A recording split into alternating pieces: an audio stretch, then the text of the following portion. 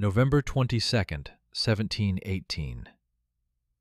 A man stood on the deck of the sloop Jane with smoke pouring from his face. 6 pistols hung from his chest. A cutlass gleamed in his hand, and black smoke curled around his head from slow-burning fuses woven directly into his beard.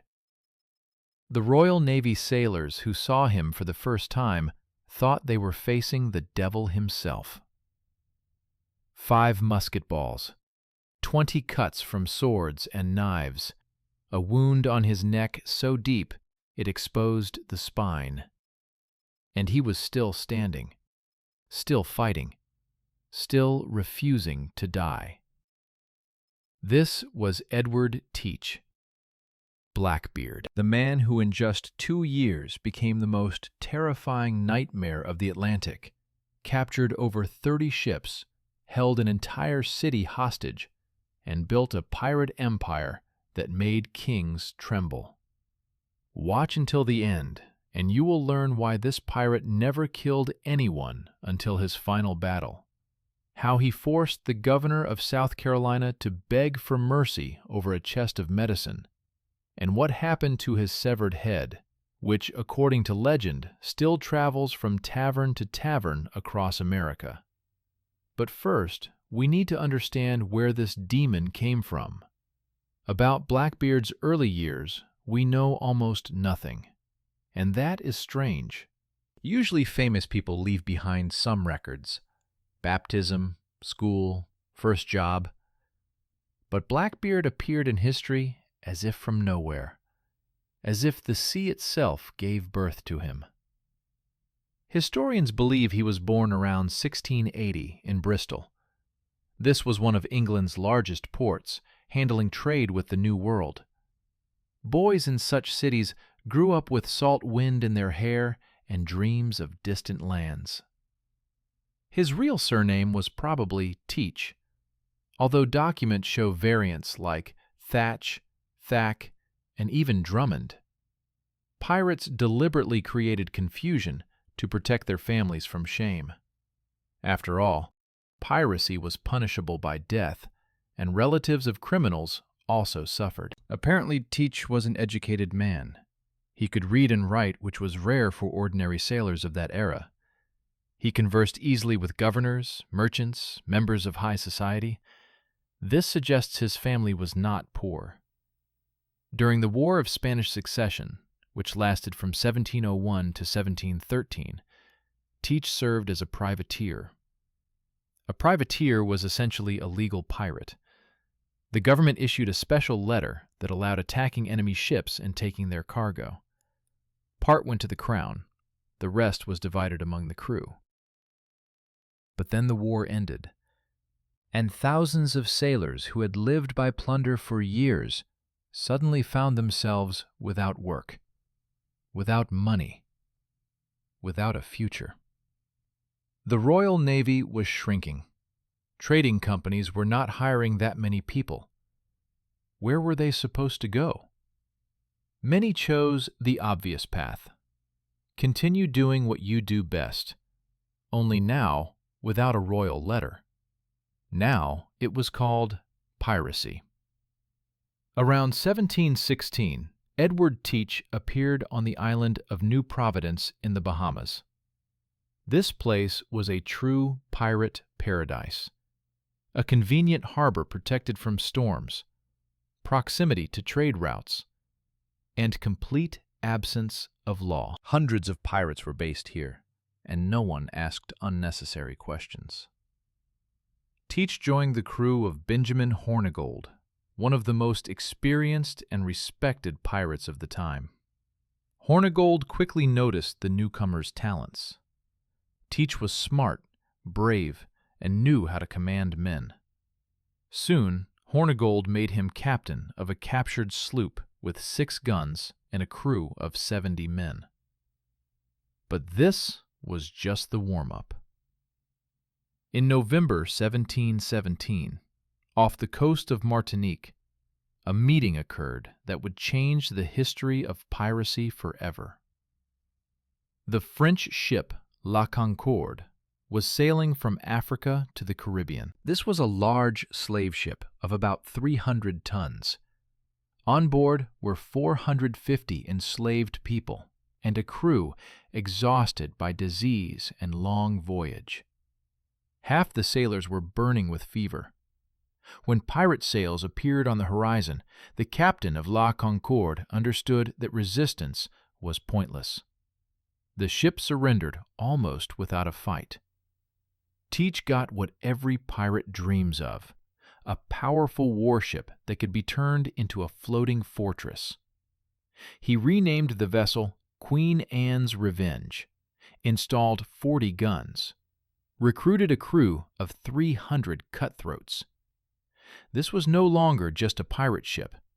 This was a war machine. Now here is the most interesting part.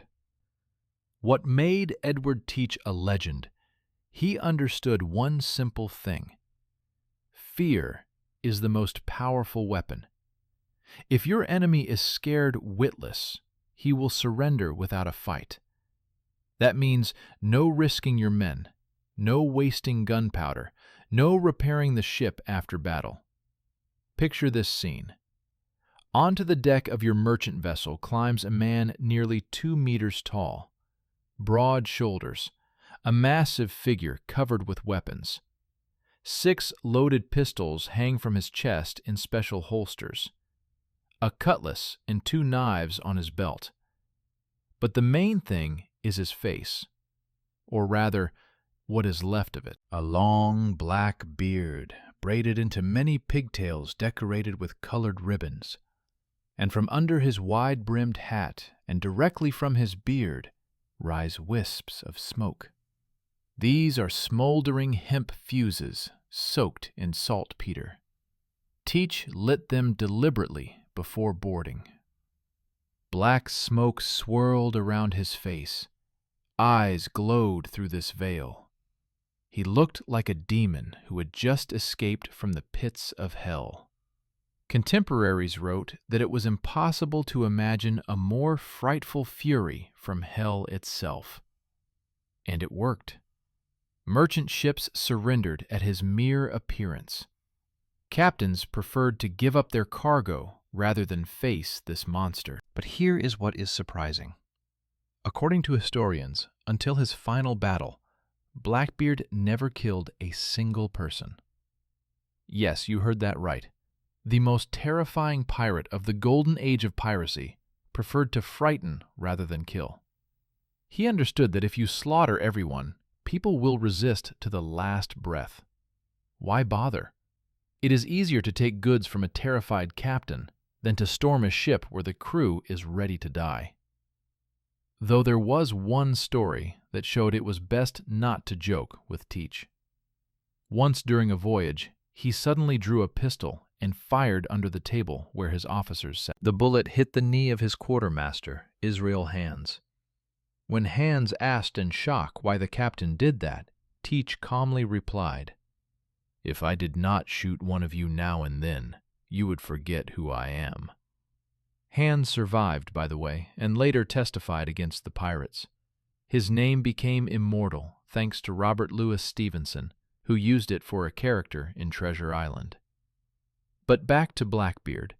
By spring of 1718, he commanded an entire flotilla. Queen Anne's Revenge was the flagship. Around her gathered 3 or 4 smaller vessels.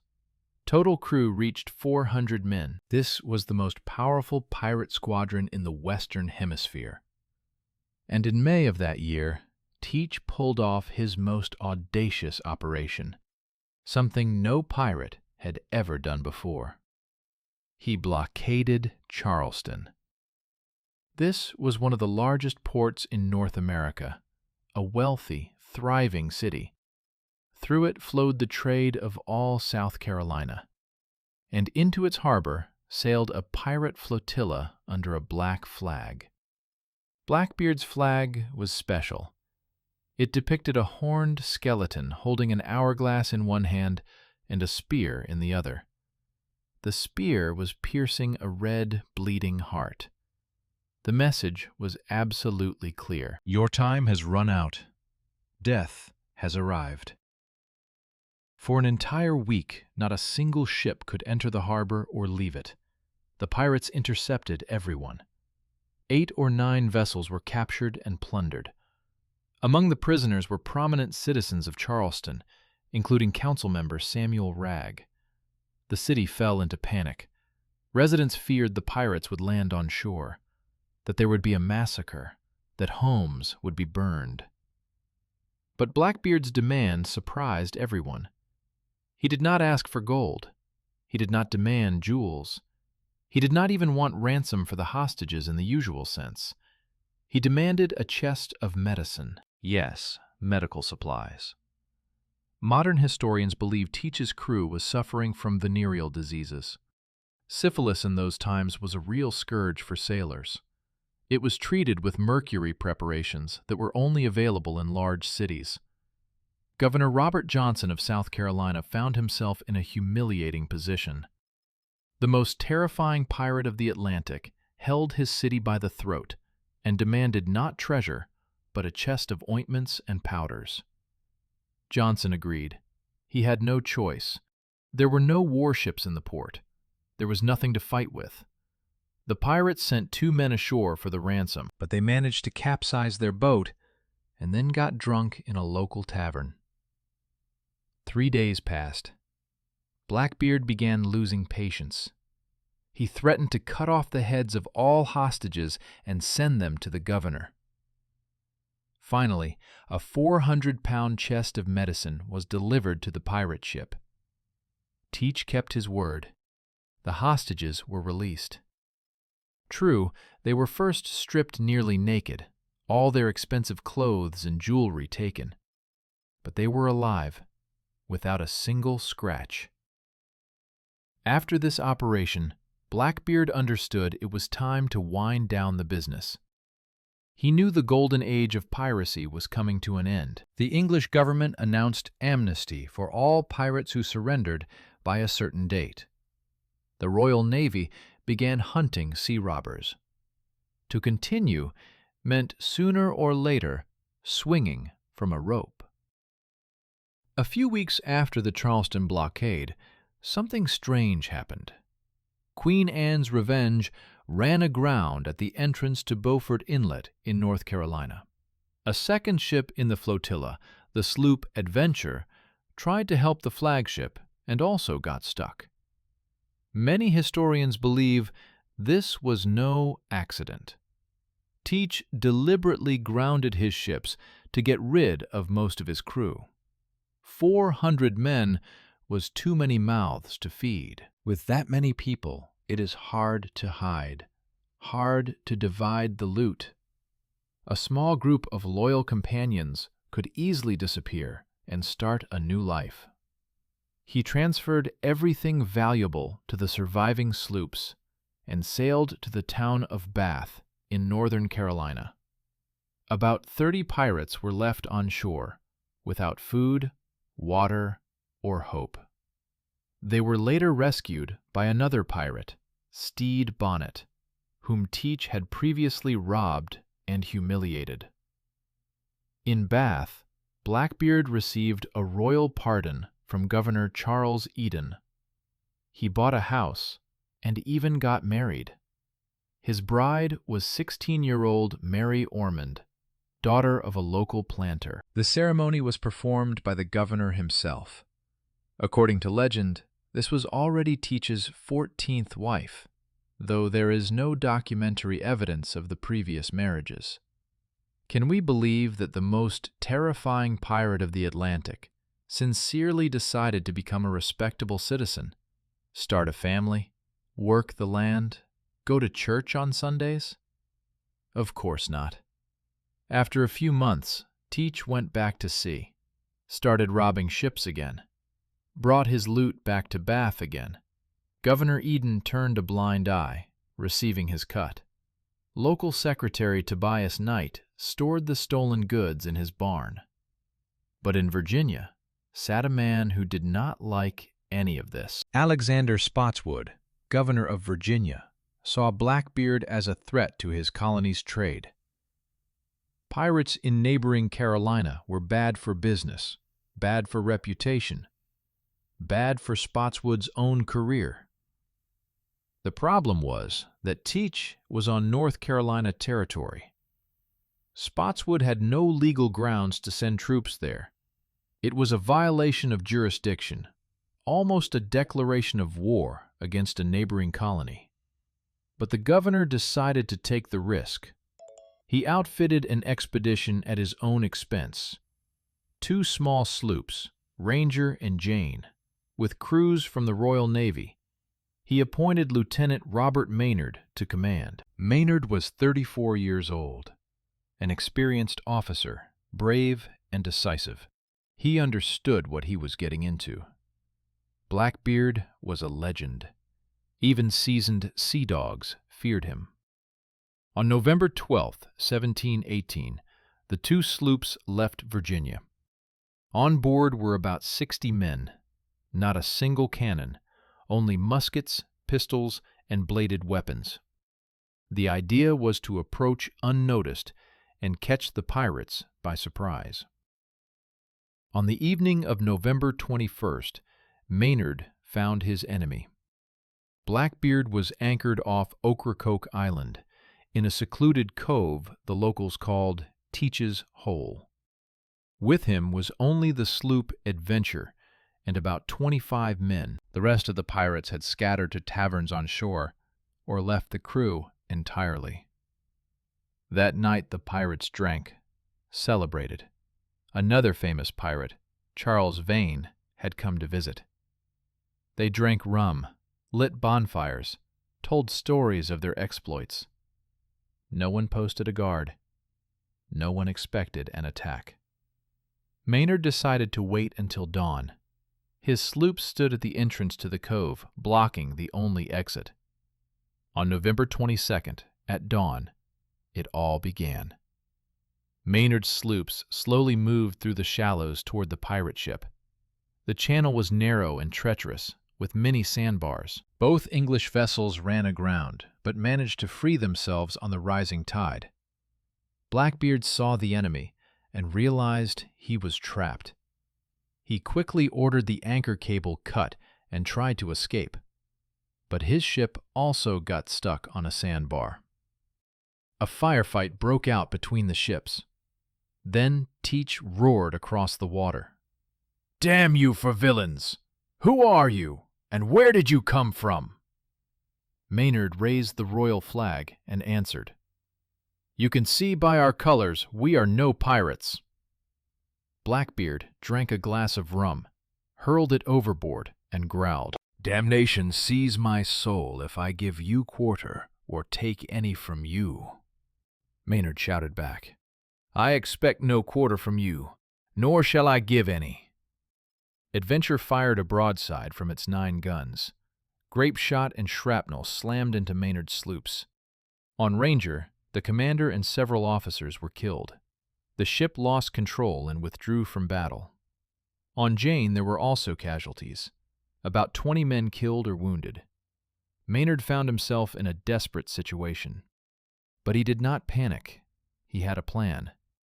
Maynard ordered his remaining men to go below deck and hide.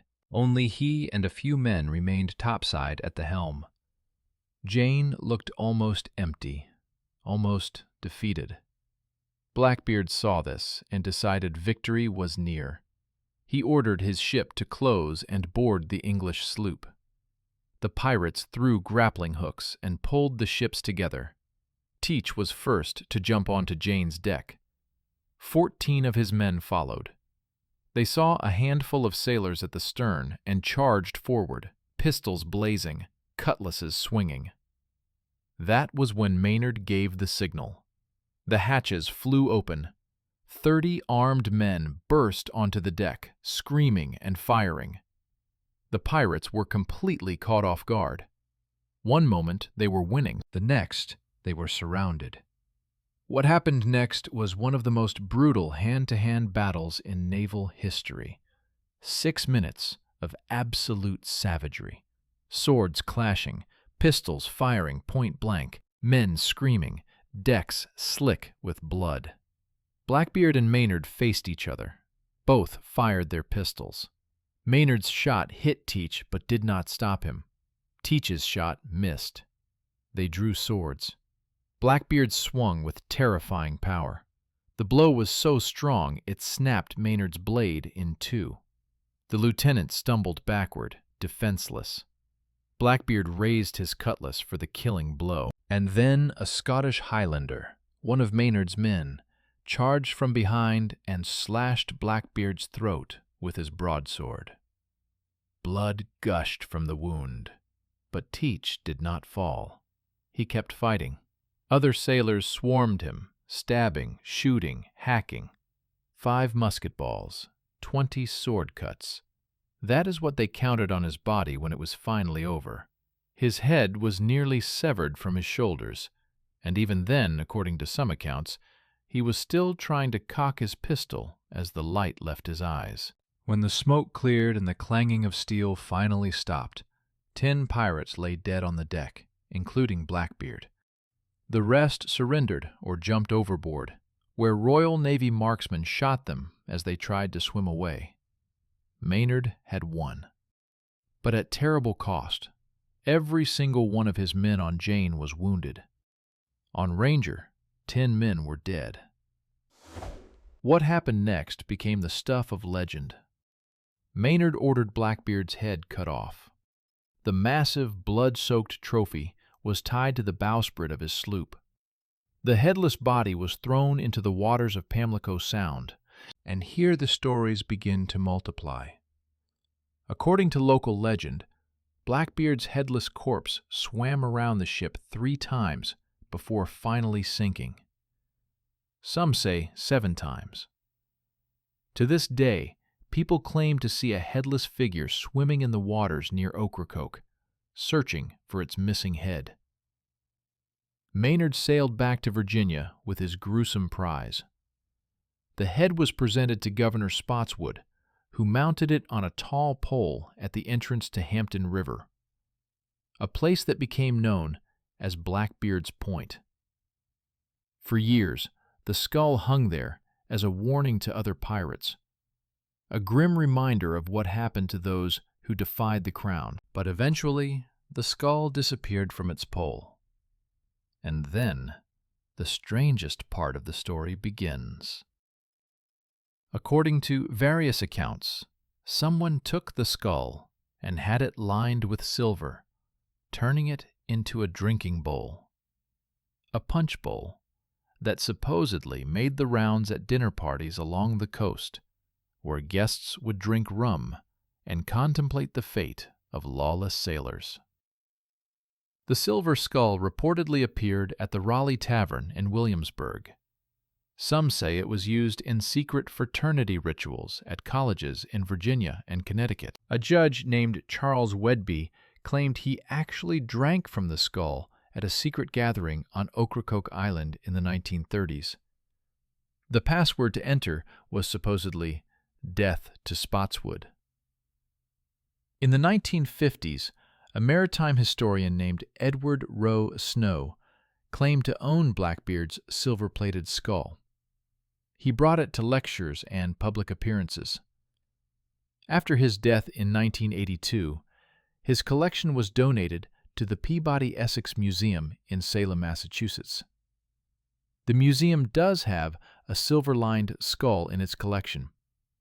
Whether it truly belonged to Blackbeard, no one can say for certain.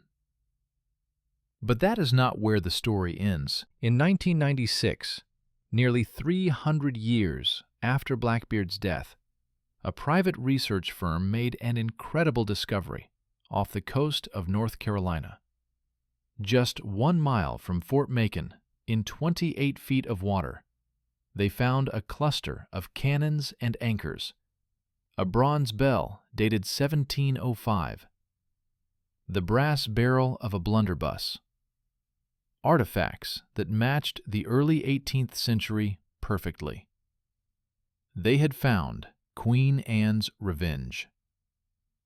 Since then, archaeologists have recovered over 400,000 artifacts from the wreck. Cannons weighing up to a ton each, anchors nearly 12 feet long, grenades, surgical instruments, navigational tools, and something no one expected: preserved fragments of paper inside a gunpowder chamber. Pages from a 1712 book called A Voyage to the South Sea. Proof that at least some of Blackbeard's crew could read. The artifacts tell us things about pirates that legends never could: what they ate, what they wore, how they lived day to day.